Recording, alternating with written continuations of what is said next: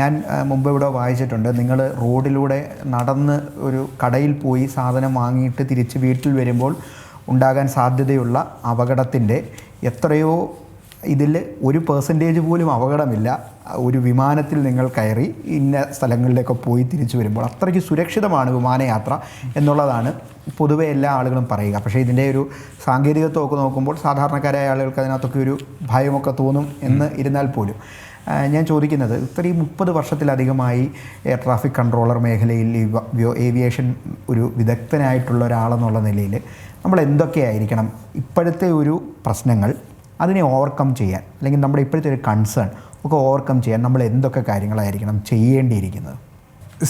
ഇപ്പോഴത്തെ സാഹചര്യം എന്നാൽ ജനറലി ഇപ്പോൾ ഇവോൾവ് ചെയ്യുന്ന സാഹചര്യം എന്ന് പറഞ്ഞാൽ ഏവിയേഷൻ സിസ്റ്റം അത് വളരെ കർശനമായ നിയന്ത്രണങ്ങളോടുകൂടി ഡെവലപ്പ് ചെയ്തൊരു സിസ്റ്റമാണ്. ഇപ്പോൾ ഒരു വിമാനം ആകാശത്തിൽ പറക്കുക എന്ന് പറയുന്നത് തന്നെ വളരെ നമുക്ക് ആലോചിച്ച് നോക്കിയാൽ വളരെ അത്ഭുതകരമായി തോന്നാവുന്ന ഒരു ആക്ടിവിറ്റിയാണ്. ഇത്രയും ഭാരമുള്ളൊരു സാധനം വിമാനം ആകാശത്തിൽ പറക്കുക, അത് യഥാർത്ഥത്തിൽ സംഭവിക്കുന്നുണ്ടോ എന്ന് ഇപ്പോഴും സംശയമുള്ള ആൾക്കാർ നമ്മുടെ നാട്ടിലുണ്ടാവുമായിരിക്കും. പിന്നെ വന്ന് കാണുമ്പോൾ ഓഹോ ഇത് പറക്കുന്നുണ്ടല്ലോ, അത്ഭുതം തന്നെ എന്ന് വിചാരിക്കുന്ന ആൾക്കാർ ഇപ്പോഴും ഉണ്ടാവും. അപ്പോൾ അങ്ങനെയുള്ളൊരു അത്ഭുത സംഭവമാണ് ഇപ്പോഴും ഏവിയേഷൻ എന്ന് പറയുന്നത്. അങ്ങനെയുള്ളൊരു അത്ഭുതം യഥാർത്ഥത്തിൽ സംഭവിക്കുന്നതിന് കാരണം അതിൻ്റെ വളരെ നിശിതമായ ചില ഓപ്പറേറ്റിംഗ് പ്രൊസീജിയേഴ്സും അതിൻ്റെ ഒരു മെക്കാനിസവും കൊണ്ടാണ്. അപ്പോൾ അതിനെ ആ രൂപത്തിൽ തന്നെ നമ്മൾ കൊണ്ടുപോയാൽ മാത്രമേ ഈ ഒരു ലെവൽ ഓഫ് സേഫ്റ്റി അതിന് ഉണ്ടാവുകയുള്ളൂ. അപ്പോൾ ആ ഒരു വിശ്വാസ്യത നിലനിർത്താൻ വേണ്ടുന്നതിൽ ഒരു പ്രധാനപ്പെട്ട കാര്യം ട്രാൻസ്പെറൻസി എന്നാണ് ഞാൻ പറയുന്നത്. എൻ്റെ ഒരു പേഴ്സണൽ അഭിപ്രായം സുതാര്യത. ഇത് സുതാര്യമായിരിക്കണം കാരണം ഇത് ഡിസൈൻ ചെയ്തിരിക്കുന്നതിനകത്ത് അല്ലെങ്കിൽ അത് ഇപ്പോഴും വർക്ക് ചെയ്തുകൊണ്ടിരിക്കുന്നതിനകത്ത് ഒരു പ്രശ്നമുണ്ടെങ്കിൽ ആ പ്രശ്നത്തിനെ ഐഡൻറ്റിഫൈ ചെയ്യാനും അതിനെ ദൂരീകരിക്കാനുമുള്ള ഒരു മെത്തേഡോടുകൂടിയാണ് ഈ സേഫ്റ്റി മാനേജ്മെൻറ്റ് ഡിസൈൻ ചെയ്തിരിക്കുന്നത്.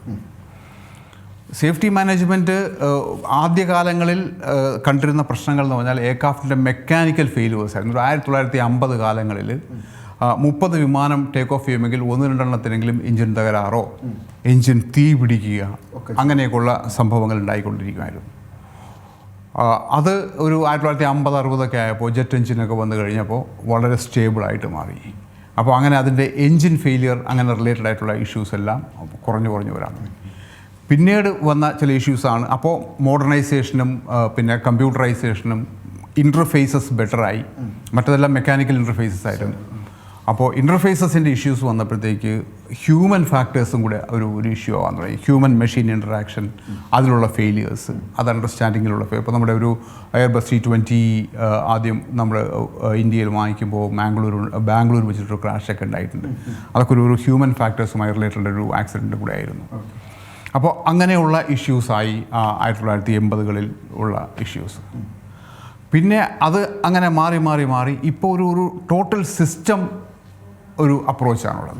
അപ്പോൾ നമ്മൾ ഈവൻ ഡൽഹിയിലെ അഹമ്മദാബാദിലെ ഈ ക്രാഷിനെ നമ്മൾ നോക്കിയാലും നമ്മളതിനെ ഒരു കമ്പാർട്ട്മെൻ്റലൈസ് ചെയ്ത് നോക്കാതെ ആ ടോട്ടൽ സിസ്റ്റത്തിൻ്റെ അല്ലെങ്കിൽ ഒരു കോംപ്രിഹെൻസീവായ ഒരു അപ്രോച്ചിൽ മാത്രമേ നമുക്കതിൻ്റെ യഥാർത്ഥ ഇഷ്യൂ എന്തായിരുന്നു കണ്ടുപിടിക്കാൻ പറ്റൂ.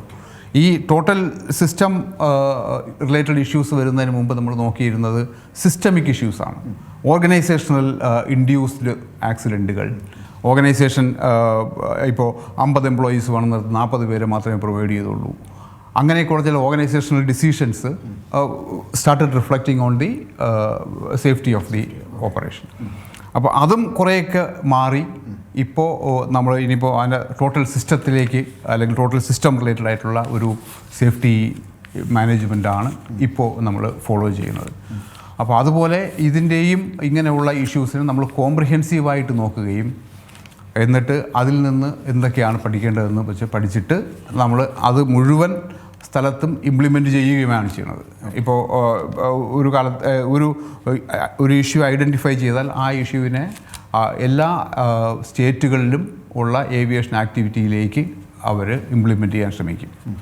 അപ്പോൾ അതുകൊണ്ട് അങ്ങനെ ഒരു സ്ട്രിക്റ്റ് കൺട്രോളിലുള്ള അല്ലെങ്കിൽ സേഫ്റ്റി മാനേജ്മെൻറ്റ് സിസ്റ്റമുള്ള സിവിൽ ഏവിയേഷന് അങ്ങനെ ഒരു കുഴപ്പം വരേണ്ട അല്ലെങ്കിൽ ഒരു പിന്നോട്ട് പോകേണ്ട ഒരു ആവശ്യം വരുമായിരിക്കുമെന്ന് എനിക്ക് എന്തായാലും തോന്നുന്നില്ല. ഓക്കെ.